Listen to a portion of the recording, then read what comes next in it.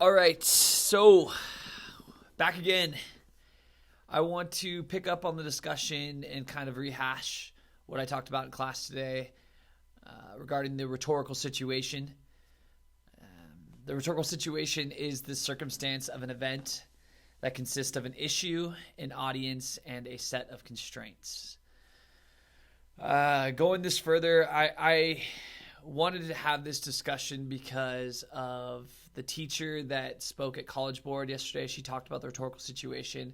She referenced it from a prior test. One of the rhetorical analysis questions from a year past was a letter from Abigail Adams that was written to John Quincy Adams, her son. And she just kind of highlighted the rhetorical situation and all of the main aspects. She had 7 aspects to the rhetorical situation.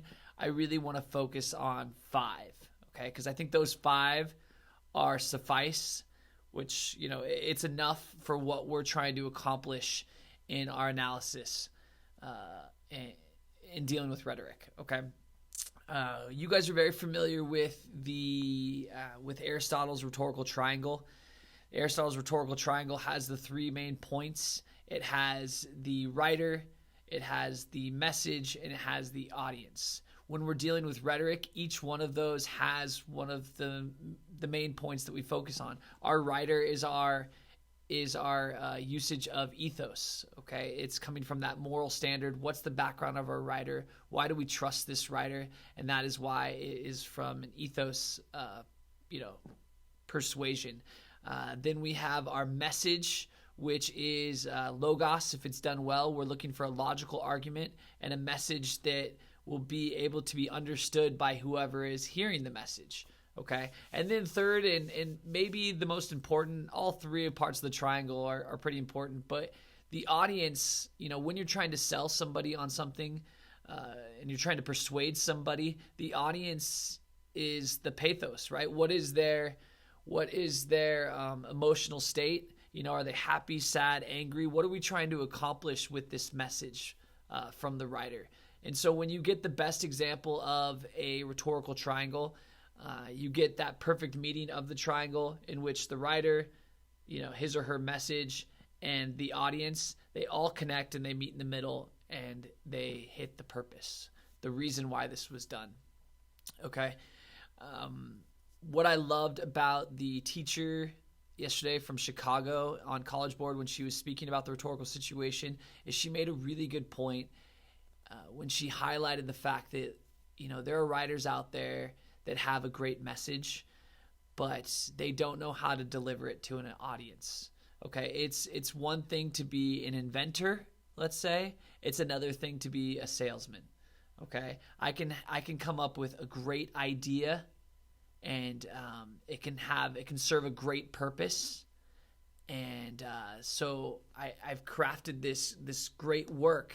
However, if I cannot find an audience to get my idea to, what do I have? Okay. And that is the really big part of being a great communicator. Great communicator. The great communicator is an epithet that references Ronald Reagan, our 40th president. But to be a great communicator, you need to not only be a writer or a speaker that is very knowledgeable and it can be clearly seen, but you need to have a message that is logical and understood by your, the masses, if you will, or maybe just an individual if you're talking locally. But then, you need to be able to effectively communicate that to an audience. You need to be able to think how they're thinking so that your message will be able to get across. And then if you can do all those things, you'll be successful with your purpose. So rhetoric, obviously a huge part of this class. And so when I look at that and the 5 main points, the one that I haven't talked about right now is context. And context is very important. You need to know, when and where something is being created and crafted, because that matters.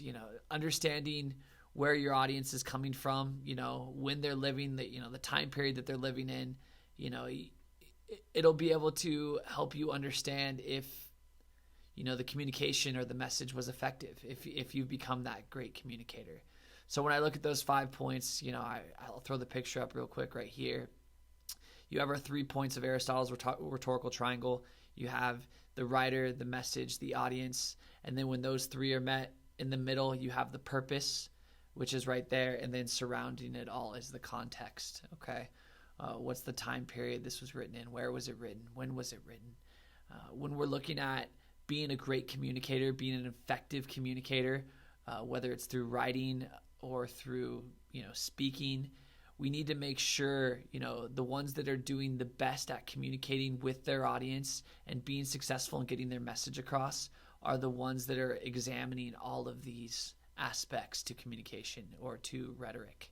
Okay. I hope you guys are having a great Thursday. If you have any questions, please don't hesitate to reach out to me. All right. Love you guys. Bye.